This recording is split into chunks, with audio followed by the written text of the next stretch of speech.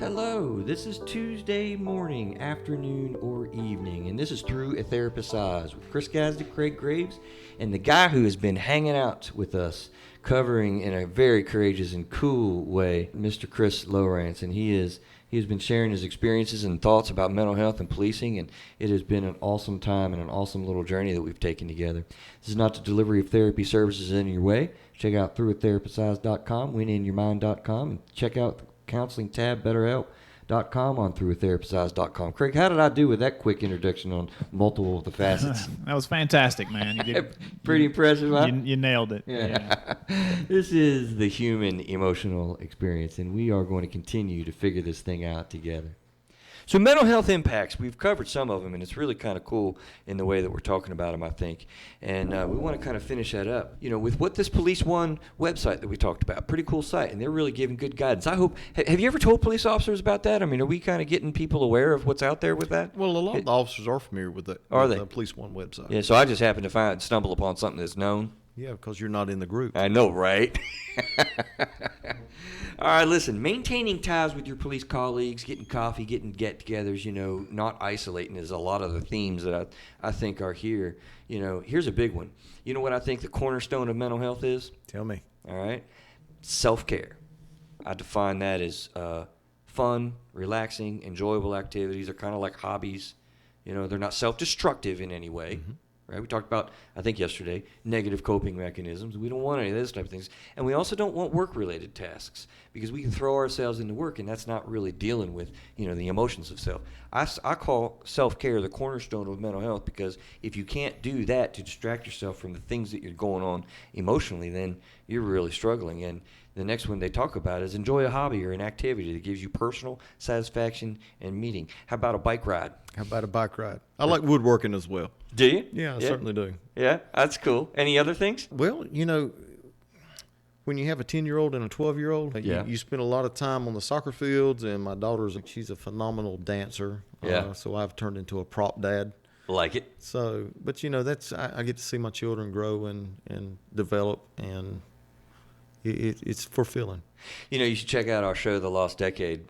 We talked about that, and you're right in the middle of what I call the lost decade. And, it is. I don't think you would struggle in therapy because, sometimes I'll spend a whole session on what do you do for fun because it's that important. Right. And you know what people will sometimes tell me? Nothing.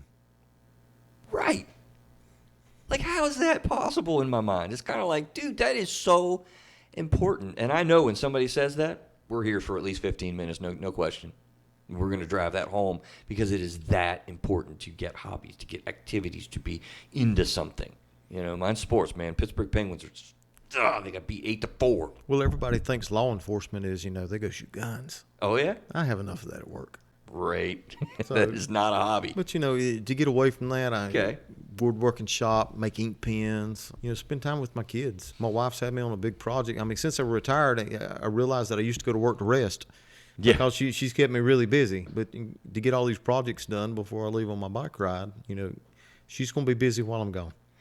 Yeah, right. We had Jeff Shook out there as one of my esteemed colleagues that I've learned so much about over the years. Craig, I've kind of talked about, about him before. And, the way he started out every staff meeting we would have every week, he would go around the room and he'd ask you, what did you do for fun this weekend? It was always on a Monday, right? What did you do for fun? What did you do for fun? And we wouldn't go anywhere, and no policy issues, no, what's your productivity, what problems are you having on, nothing. It was, what did you do for fun this weekend?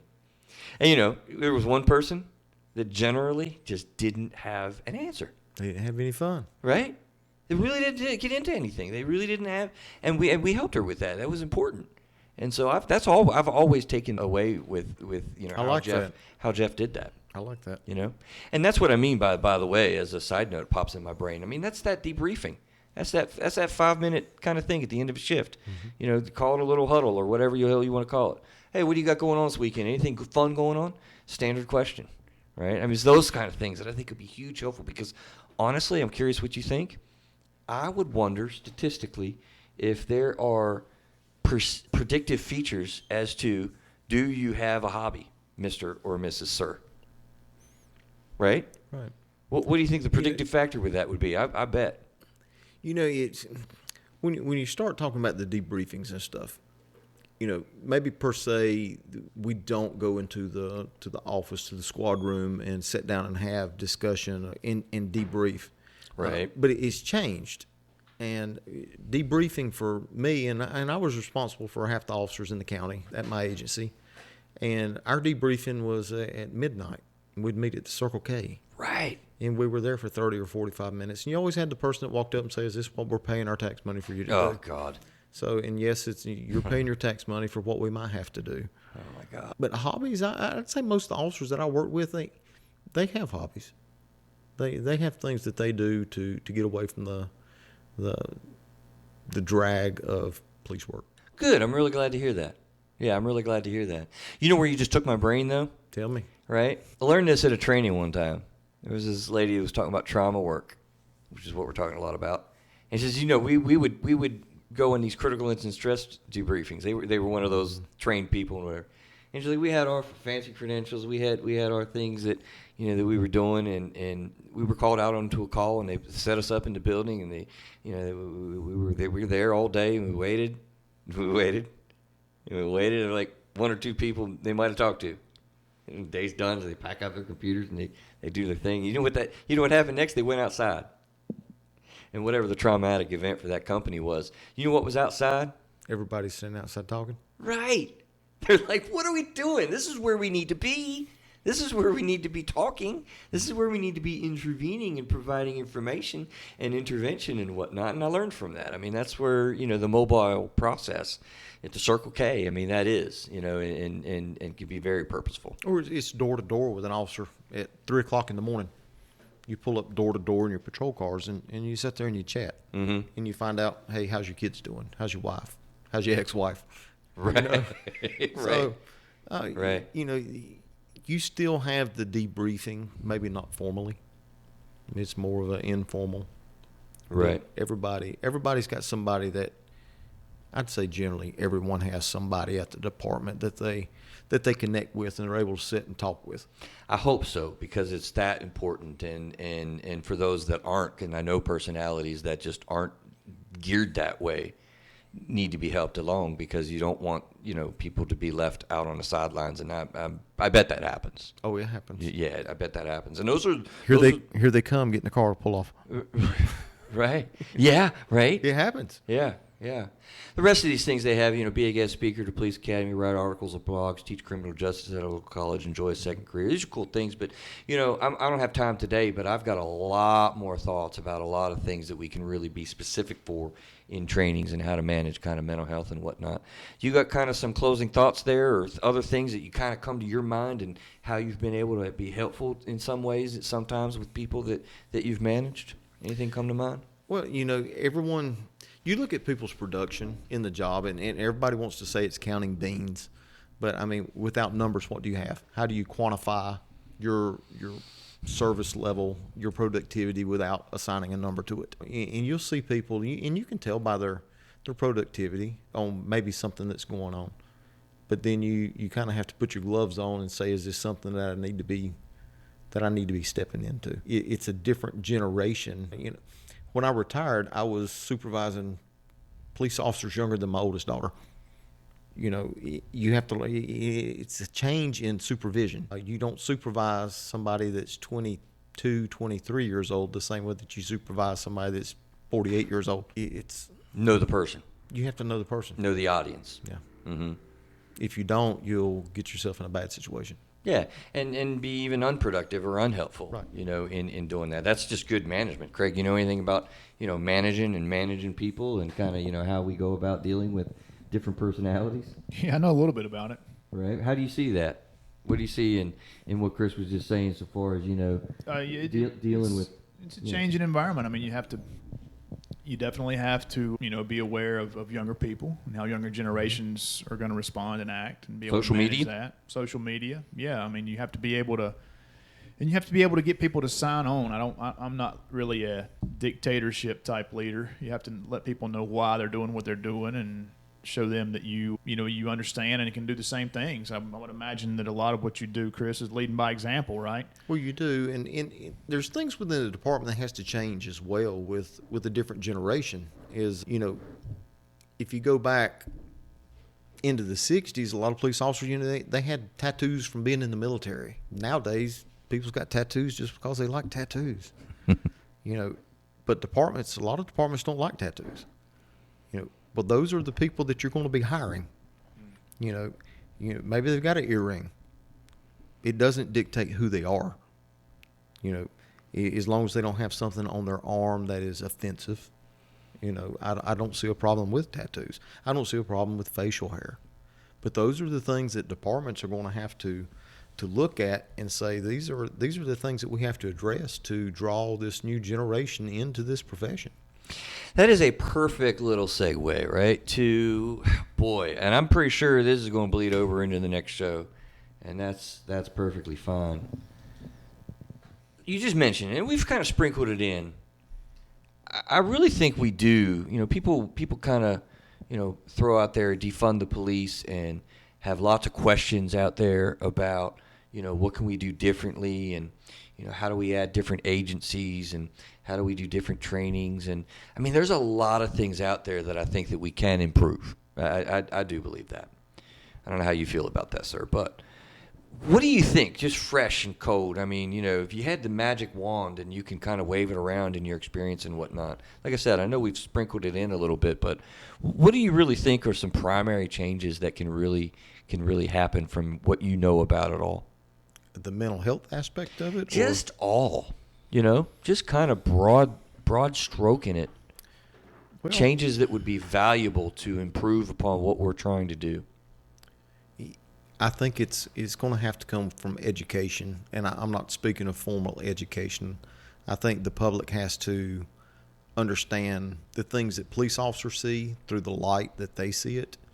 And then on the flip side, the officer has to understand as well the perceptions that the public have. There are things that need to be changed.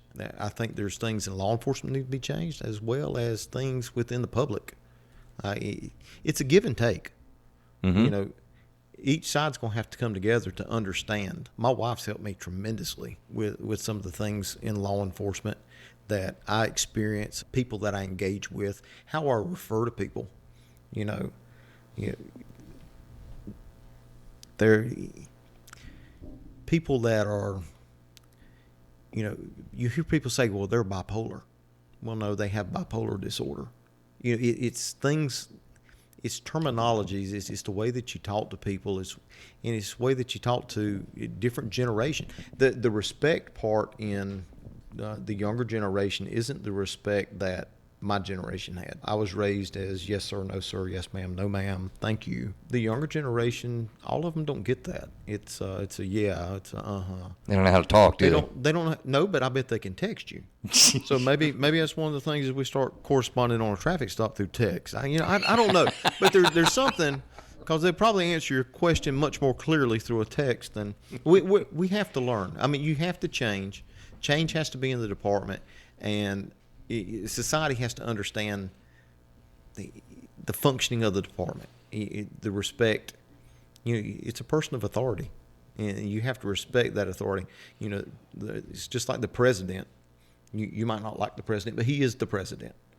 You like him, you don't like him. He's still the president. He's the authority, the most powerful person in the world. There's a level of respect that goes with that. I'm not an expert, but I believe biblically you're supposed to respect authority figures and whatnot, and your right? elders, right? Cultural, right? But the children at school, when I'm working at the school, it's yes ma'am, no ma'am, yes sir, no sir to them. It's just, to me, that's an important thing. And it's something our society's lost is a level of respect for law enforcement. And for and from, I would say, as I hear you kind of going both ways with it. It's funny that you said the way that you think about things and talk about things. How did you put it? Like, I was going to ask Craig, but I can't characterize it yet. So like, you just said, how did you put it with bipolar? Like, hey, he has bipolar disorder. They're bipolar, but no, they're not bipolar. They are a person who has bipolar disorder. That's a huge distinction. Yes, it's huge. From the mentality of going on a scene, knowing the people, because you begin to have relationships with people. Mm-hmm. Oh, that's Joe, and he's bipolar. Right? No, he has bipolar disorder. Dude, that's awesome to hear you say that. Right. Because that's a huge difference in the way that you see just the person as a person. I told you I was married to a LCSW. You did mention that. You did mention that. Craig, I don't know if you caught that, but, you know what I'm saying? I mean, we haven't even talked about race yet, you know, in any regard, and just different walks of life and whatnot. I mean, you know, I guess we'll get to it really in the social piece probably tomorrow. Let me strike that and stay with this because there's a lot more to cover. You know, there was this article that I did, and I'm glad it's on Police One because you seem to like that site, and I was impressed with it. They had an article on, you know, views of needed changes in policing, and I want to go down through those. Maybe we'll kind of hit a couple here today before we wrap out, because I think there's some really nice takeaways. You know, this article was looking close at it, but, you know, one of the things I picked up on, though, remember I said that other article I was quoting was 2009 or something like that? Well, dang, man, it's 2021, and what I see a lot with what they were talking about is, you know, we need to study this. You know, we don't know, or it hasn't been considered, or, you know, in my mind, that's not the crisis right now. You know, what's happening in the minds and the eyes and minds and hearts of police officers, or, you know, we don't think it's important. You know, those are some of the themes that I kind of got around, and I couldn't disagree more with all of those statements. You know, why are we studying this when our whole human race has had policing for the history of what we do, right? Have we not made progress? Why is this still such a huge issue this far into the game? You got a thought there? Like, it still seems to be like a profound gaps. I mean, don't get me wrong, I'm all about studying, and I'm all about, you know, all of that, but it's kind of like, I think a lot of it is like people tend to come together. All right. A minute ago you spoke of like races and things like that. There's things within the African American community that I don't understand. right. You know, I try to understand it. I've got a good friend whose son played football with my son, met with them, had a breakfast with a super bunch of guys. I think it's more of breaking down barriers to understand things, different races, different cultures. I mean, look around the United States and how many different races and cultures do we have? A few. You know, and the countries that immigrants come from, you know, maybe looking a police officer or someone in the eye is disrespectful. Here, it's look me in the eye.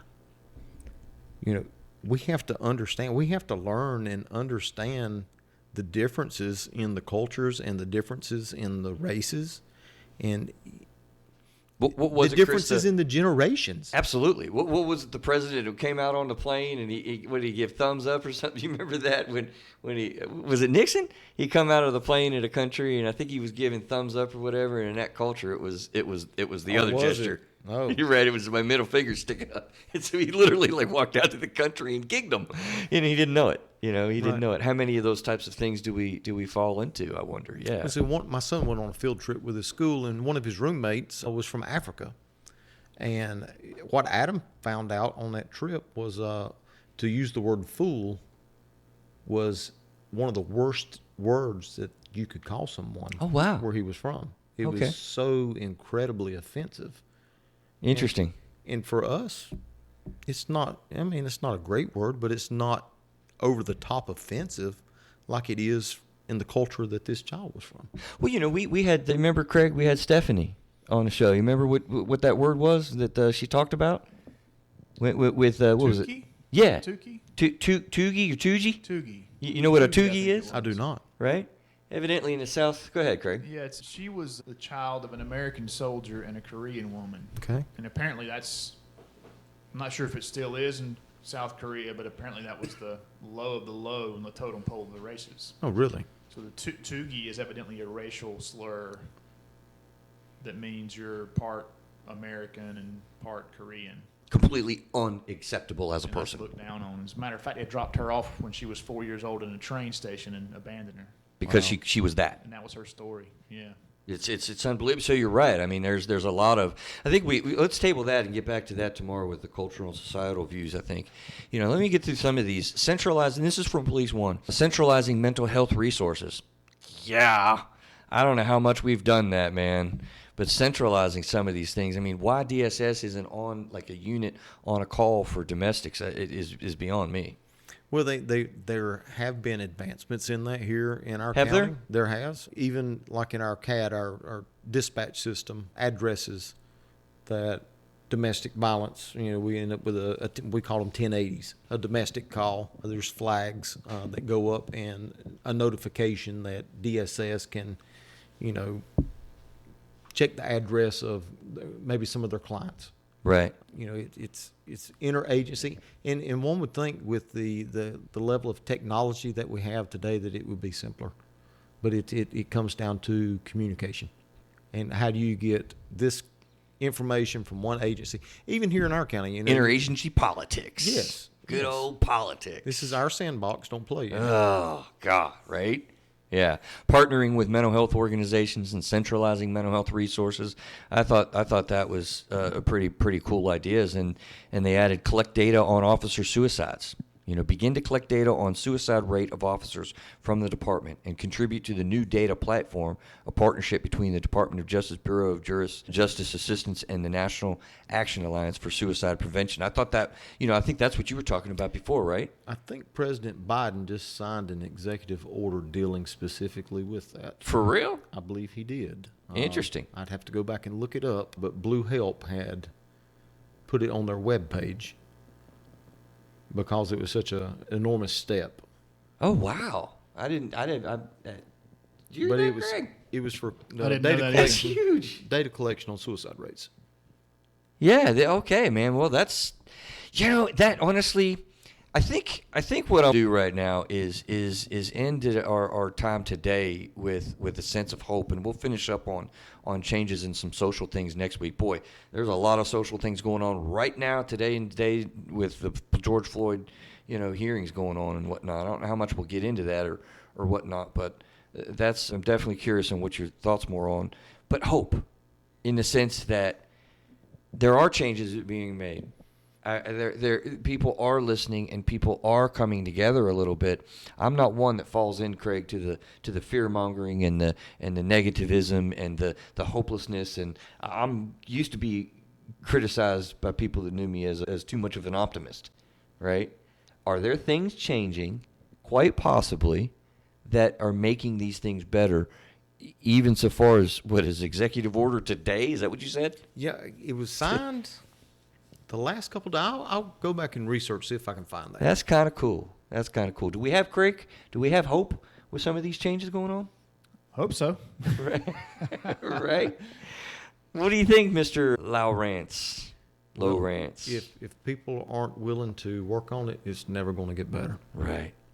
Absolutely. And I think that we can do that, and I think that we are doing that. So tune in tomorrow. We're going to get into more changes that are possible and a little bit more of a finishing up on conversation with what we've got going on here in society and what police officers' experiences have been. All right. We will see you guys tomorrow. Have a good evening.